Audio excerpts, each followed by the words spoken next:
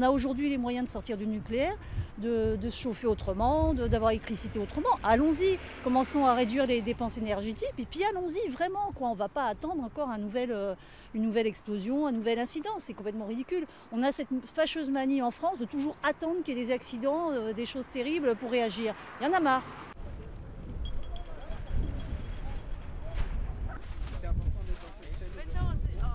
C'est pour clairement dire que le peuple de France ne veut pas de l'énergie nucléaire. Nous voulons sortir du nucléaire.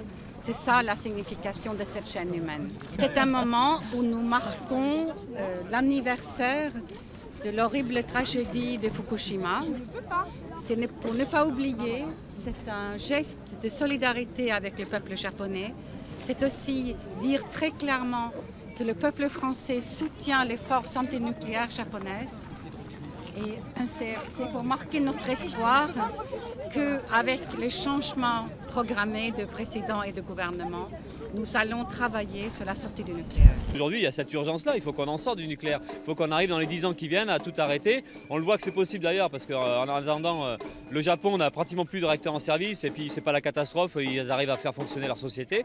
Oui, il faut en sortir. Après, ça veut dire que de toute façon, il faut s'affronter à des logiques libérales, à des logiques capitalistes et ça, notamment les multinationales. C'est pour ça qu'il faut mettre en place un service public de l'énergie qui soit complètement indépendant de ça et qui soit sous contrôle des usagers et de la population.